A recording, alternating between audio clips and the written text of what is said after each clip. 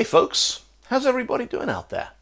So last time we were talking about code pages and all the weird and wonderful ways that people came up with to extend basic ASCII to work with different languages, alphabets, and writing systems, and all of the equally weird and wonderful ways in which code pages can go wrong. But to be honest, the biggest problem with code pages was that there were just too many of them. This is a snippet from Wikipedia showing the list of code pages that have been in the mainstream use at various points over the last few decades. There's code pages for Arabic, Hebrew, Icelandic, Korean. You want to write an email in Bulgarian? Sure, would you like that in MS-DOS Bulgarian, or IBM Bulgarian, or Apple Bulgarian, or PostScript Bulgarian? Now, the web is still a few years away at this point, but with more and more people and systems connecting to the internet and the widespread adoption of email, Usenet, electronic file transfers, it was pretty obvious we were going to need a better system to handle the astonishing diversity of human languages and alphabets. And so in 1988, a bunch of folks kicked off a project to create a unified coding system, Unicode. The Unicode Consortium was officially established in 1991, and their mission statement was to provide a single, consistent way to represent each letter and symbol needed for all human languages across all computers and devices. Now, that is a fantastic mission statement. Let's break that down a little bit. First of all, a single, consistent way. So no more chaos with code pages, no more stateful encodings. You can look at a series of bits and you know that that is a Cyrillic capital letter J, or it's a Greek sigma. At least that's the theory. We'll come back to that in another video. Second, all human languages, not just the ones we still use today, English and Ukrainian and Polish and Korean and Japanese, but every written language that has ever been used by human beings, including languages like Egyptian hieroglyphs and ancient Sumerian. And third, all computers and devices, which means it's got to be free, open, unrestricted, and available to implement on every hardware platform and operating system in existence. And the astonishing thing is, they did it. They succeeded. The smartphone in your pocket works thanks to Unicode. Your laptop runs Unicode. If you have a website, the server where you host it runs Unicode. Windows, Linux, macOS, iOS, Android. Every time you send a WhatsApp message or an email, or you go and check your Facebook, it works thanks to the wonder of Unicode. So we're going to dig a little bit deeper into what Unicode actually is and find out a little bit more about how it actually works. First, though, we got to figure out what do we mean by a letter. Now, a couple of weeks back, I was talking about Dutch Scrabble and whether the digraph IJ is that one letter or two letters. And, as entertaining as that was, we didn't really get to any conclusion other than a sort of vague, well, it depends. So let's meet some friends of mine. This is a François Borde, the renowned French archaeologist. And this is Mötley Crüe, one of the many great glam rock bands to emerge from Los Angeles' Sunset Strip during the 1980s. And let's imagine that François the archaeologist went to the Mötley Crüe concert. Now, this sentence is written in English, but it is full of letters and accents that are not part of the English alphabet, or rather, of the English version of the Latin alphabet. The little hook under the C, that's called a cedilla. It's French, but if you use French names in English, you're supposed to include all of the accents. The AE character in archaeologist. Now, in some alphabets, that is a letter, but in English, it only really crops up anymore as an example of an old-fashioned typesetting convention called a ligature. And those little dots above the letters in Mötley Crüe, heavy metal umlauts, which British and American rock bands use in their names because they think it looks cool. The first time Mötley Crüe went on tour in Germany, they had no idea why the audiences were chanting Mötley Crüe, Mötley Crüe. Now, making Mötley Crüe look stupid? Yeah, that's not a big deal. They look pretty stupid to begin with. But it turns out dealing with unfamiliar characters, this can cause all kinds of problems. This is my friend Magnus, who some of you folks might know, Magnus Martinsson. No, hang on. This is Magnus Mortensson, because Magnus is Swedish, and the Swedish alphabet has 29 letters. It's got the same familiar A to Z that we use in English, and then it's got three more, or, and Ö. And the second letter of Magnus' surname, that's not an A, that's an O. And a couple of years back, Magnus, he's on his way to the US, and he had a bit of trouble at the border. If you look at your passport, there is a strip of characters across the bottom that are in Latin capital letters. That's your name and a bunch of other details about you, boiled down to something that fits into an IBM mainframe that's probably still running COBOL and maybe can't even speak ASCII. And the rules of Swedish orthography, the Swedish government says if you need to convert that letter or into ASCII, you replace it with two A's, M-A-A-R, Mortensen.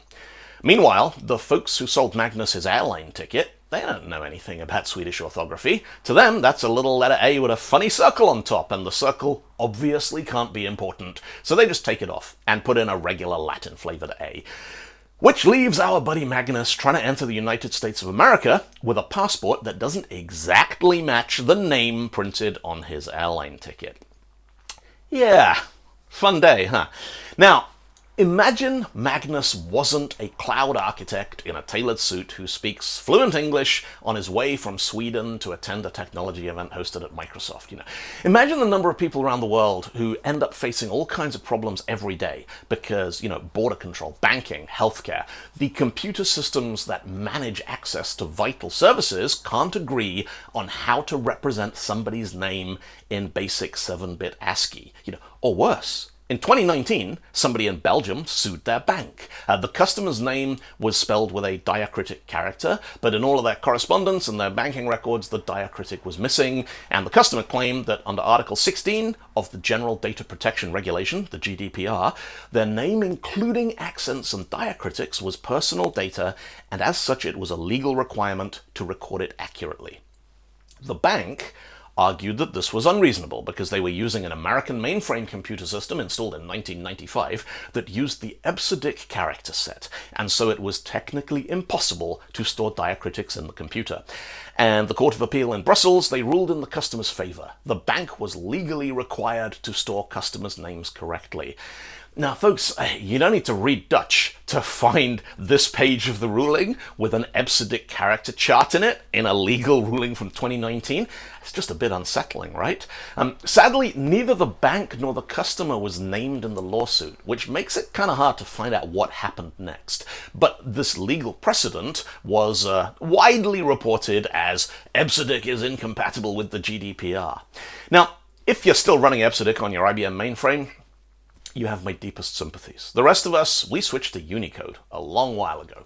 And while Unicode makes things like diacritics a lot easier to work with, it doesn't actually tell anybody how to encode them. One of the principles that has made Unicode so successful is that it strives to reflect, not dictate, usage. Humans are going to human, and Unicode is going to do its best to keep up. So when it comes to our buddy Francois, we have a choice.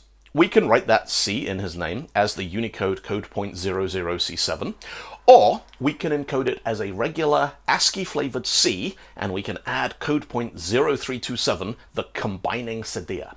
There is a whole block of these combining characters in Unicode, and you can combine them with just about any other character, even with other combining characters. So you can take a Z, and you can add one of these, and one of these, and one of these, and one of these, and that's how you get Zalgo text, which is the last thing you see before Tony the Pony comes to take you away for trying to parse HTML using regular expressions.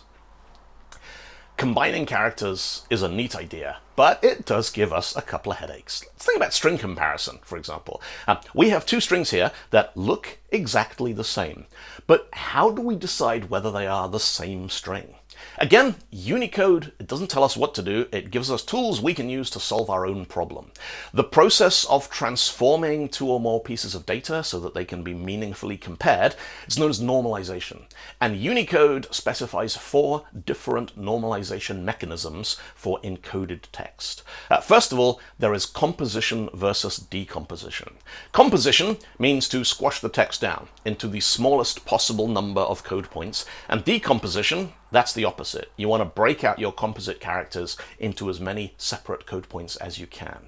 And then there is canonical versus compatible. And the letter C is already taken, so compatible in Unicode, that's spelt with a K. Now, canonical here, that means are these things exactly the same? And compatible means, do they sort of represent the same thing? And these days, just about every mainstream language and platform provides Unicode normalization.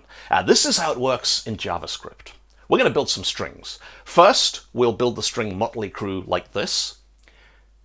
And next, we are going to build Mötley Crüe like this. The O and the U here, that's regular 7-bit flavored ASCII, and we are going to add Unicode 0308 combining diaresis. Now, if we log our two strings to the console, hey, look at that, they're the same. But they're not the same, because if we compare them, they're not the same at all. They just look the same. But if we normalize them, now the comparison is true. They are not the same series of bits, but these two strings are equivalent under all 4 Unicode normalization forms. Now, the reason that compatible with a K exists is there are a bunch of characters in Unicode which are different ways to write the same letter. In mathematics, there is a long-established convention about setting letters in different fonts and typefaces when you publish equations and formulae. And so Unicode includes the mathematical alphanumeric symbols block, so you can use Unicode to publish mathematics papers in plain text and not rely on somebody else having the right fonts installed. There's a block called the enclosed alphanumerics, which has letters and numbers inside little circles. So let's try this. We're going to create an empty array in JavaScript, and then we're going to write a loop. We're going to go from 0 up to 1,114,111. In hexadecimal, that's 10FFFF.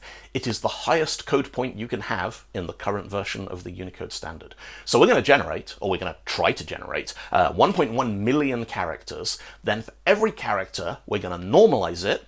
And then if under a compatible normalization, that's a capital letter E, we'll push that character into our result array here.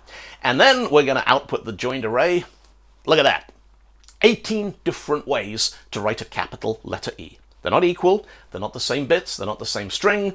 According to Unicode, these strings are canonically different, but they are compatibly equivalent.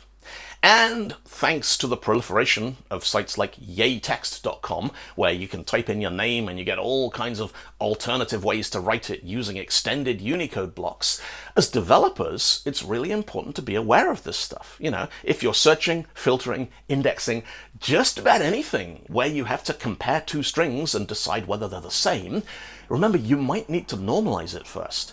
And any time that you're staring at a log file or you're looking at a console trace and you're trying to track down a weird bug and you're looking at these two lines of text going, but they're the same.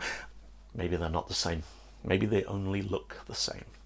Now, I know what you're thinking. You're thinking, hang on, 18 different ways to write a capital Latin letter E. What about lowercase? Well, as far as Unicode is concerned, an uppercase E is an uppercase E, and a lowercase e is a lowercase e, and they are never, ever, ever the same thing. But obviously that's not quite how real life works. So next time we are going to be learning about the wonderful world of collations and case sensitivity, majuscules and minuscules. And we're going to find out how alphabetical order works in Denmark. Because from August 26th to the 30th, I'll be in Denmark at the Copenhagen Developers Festival. It's a festival, a celebration of code and technology run by the awesome people behind NDC conferences. I'm going to be there teaching a workshop about advanced ASP.NET, showing you how to do all kinds of cool things with your .NET web apps using Razor components and channels, Aspire telemetry, Sass, all the stuff they don't teach you in Model View Controller School. Then on Wednesday, I'm opening the conference with a new talk all about esoteric languages, the stuff I've been working on with Rockstar 2.0, and your chance to become a certified Rockstar 2.0 developer. Then Thursday night, we are going to be rocking the festival stage with the Line Breakers. Plus, we got Matt Parker. He's there doing his awesome stand-up maths thing. Salma Alam-Naylor, a.k.a. White Panther, talking about all the awesome stuff that she does over on her Twitch stream. Mark Rendell and I are going to be doing a special live festival edition of the Tech Bugs and Rock and Roll podcast. So folks, if all that sounds like your jam, come along. It would be awesome to see some of you there.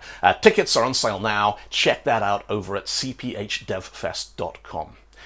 Until then, folks, thank you for tuning in. I hope you found all of that enlightening, or at least entertaining. You'll look after each other. You have a good week, and I'll see you next time. Bye-bye.